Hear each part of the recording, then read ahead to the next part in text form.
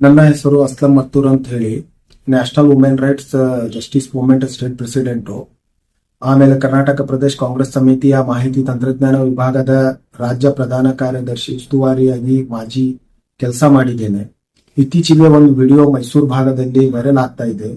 ಏನೋ ಒಂದು ಪೂಜೆ ಮಾಡಿರೋದು ಜನಪ್ರಿಯ ಶಾಸಕರಾದಂತಹ ಮಾನ್ಯ ಶ್ರೀ ತನ್ವೀರ್ ಸೇಠ್ ಅವರ ಒಂದು ವಿಡಿಯೋನ ಎಲ್ಲಾ ಕಡೆ ಒಂದು ಏನೋ ವೈರಲ್ ಮಾಡ್ತಾ ಇದಾರೆ ಅಂತ ಕಿಡಿಗೇಡಿಗಳು ನಾನು ಕೇಳಲ್ಪಟ್ಟೆ.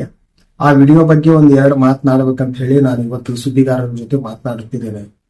ತನ್ವೀರ್ ಸೇಠ್ ಅವರು ಸತತ 6 ಬಾರಿ ಗೆದ್ದಿರುವಂತಹ ಶಾಸಕರು, 2 ಬಾರಿ ಸಚಿವರಾಗಿ ಅತ್ಯುನ್ನತ ರಾಜ್ಯದಲ್ಲಿ ಹೆಸರುವಾಸಿಯಾದಂತಹ ವ್ಯಕ್ತಿ. ಈ ಬಾರಿ 2023ರ ಚುನಾವಣೆಯಲ್ಲಿ 2018ರ ಚುನಾವಣೆಯಲ್ಲಿ ನಮ್ಮ SDPಯ ಪಕ್ಷದವರು ಅತ್ಯಂತ ಕೀಳು ಮಟ್ಟದ ರಾಜಕಾರಣ ಮಾಡಿ ಅವರಿಗೆ ಸೋಲಿಸಲು ಶತ ಪ್ರಯತ್ನ ಮಾಡಿದ್ದರು. ಆದರೆ 18ರ ಚುನಾವಣೆಯಲ್ಲಿ ತನ್ವೀರ್ ಸೇಠ್ ಅವರು 18,000ಕ್ಕೂ ಅಧಿಕ ಮತಗಳಿಂದ ಗೆದ್ದಿದ್ರು. ಈ ಸಾರಿ 2023ರ ಚುನಾವಣೆಯಲ್ಲೂ ಕೂಡ ಅದನ್ನೇ ಅವರು ಮಾಡಿದ್ರು. ಆದರೆ ದೇವರ ಆಶೀರ್ವಾದ, ಜನರ ಪ್ರೀತಿ ವಿಶ್ವಾಸದಿಂದ 30,000ಕ್ಕೂ ಅಧಿಕ ಮತಗಳಿಂದ ಈ ಬಾರಿಯೂ ಜಯಭೇರಿ ಬಾರಿಸಿದ್ರಿಂದ SDP ಪಕ್ಷದ ಮುಖಂಡರು ಮತ್ತು ಕಾರ್ಯಕರ್ತರಿಗೆ ಮಾಡಲು ಏನು ಕೆಲಸಗಳಿಲ್ಲ.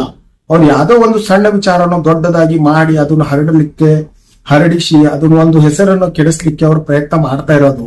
ಇದು ಇಡೀ ರಾಜ್ಯದ ಜನರಿಗೆ ಗೊತ್ತು. ತನ್ವೀರ್ ಸೇಠ್ ಅವರ ಮನೆತನ ಎಂಥದ್ದು, ಅವರು ಇಸ್ಲಾಂ ಧರ್ಮದ ಬಗ್ಗೆ ಎಂತ ಒಂದು ಅಭಿಮಾನವನ್ನು ಇಟ್ಕೊಂಡಿದ್ದಾರೆ.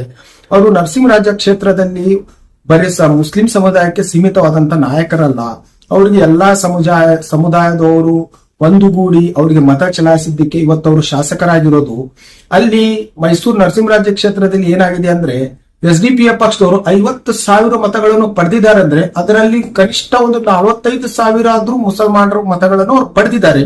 ಅವರು 45,000 ಜನ ಮುಸಲ್ಮಾನರು ಈಗ ಏನ್ ಮಾಡಕ್ಕೆ ಕೆಲಸ ಇಲ್ಲ ಅವ್ರಿಗೆ. SDP ಅವರಿಗೆ ಅವ್ರು ಏನ್ ಮಾಡ್ತಾ ಇದಾರೆ ಗೊತ್ತಾ? ಬೇರೆ ತನ್ವೀರ್ ಸೇಠ್ ಅವರು ಏನೋ ಒಂದು ತಪ್ಪು ಮಾಡಿದ್ರೆ ಅದನ್ನು ಹೇಳಲಿಕ್ಕೆ ತಿದ್ದಲಿಕ್ಕೆ ಅವರು ಮಾಡ್ತಾ ಇಲ್ಲ. ಅವ್ರು ಏನ್ ಮಾಡ್ತಾ ಇದಾರೆ, ಏನೋ ಒಂದು ಅಲಿಗೇಷನ್ ಮಾಡೋದು, ಅವ್ರ ಮೇಲೆ ಏನೋ ಒಂದು ಕೆಟ್ಟದಂತ ಒಂದು ಸಂದೇಶ ಕಳಿಸೋದು, ಇವು ಆಗ್ಲಾರ್ದ ವಿಚಾರ ಮಾಡ್ತಾ ಇದ್ದಾರೆ. 50,000 ಮತಗಳನ್ನು ನಾವು ತಗೊಂಡಿದೀವಿ ಅಂತಾರೆ SDP ಅವರು. ನೀವು ತಗೊಂಡಿದ್ದೀರಾ, ಆದ್ರೂ ಜನರು ನಿಮ್ಮನ್ನು ತಿರಸ್ಕಾರ ಮಾಡಿದ್ದಾರೆ. 83,000 ಮತಗಳನ್ನು ಪಡೆದಂತ ನಾಯಕರು ಅವರು. ಅವ್ರ ಬಗ್ಗೆ ಇರಬೇಕು ನಿಮಗೆ ಕಾಳಜಿ. ನೀವು ಬರೀ ಸೋಲು ಕಂಡ್ರು ನಿಮ್ಗೆ ಇನ್ನೂವರೆಗೂ ಬುದ್ಧಿ ಬರ್ತಾ ಇಲ್ಲ. ನೀವು ಯಾವುದೇ ಮುಸಲ್ಮಾನರಿಗೆ ಒಳ್ಳೆ ಕೆಲಸನೂ ಮಾಡಿಕೊಟ್ಟಿಲ್ಲ. ತನ್ವೀರ್ ಸೇಠ್ ಅವರು ಎಲ್ಲರ ಜೊತೆ ಹೊಂದಾಣಿಕೆ ಮಾಡಿ ಕೆಲಸ ಮಾಡ್ತಾ ಇದ್ದಾರೆ. ಅದಕ್ಕೆ ಜನರು ಅವ್ರಿಗೆ ಆಶೀರ್ವಾದ ಮಾಡ್ತಾ ಇದ್ದಾರೆ.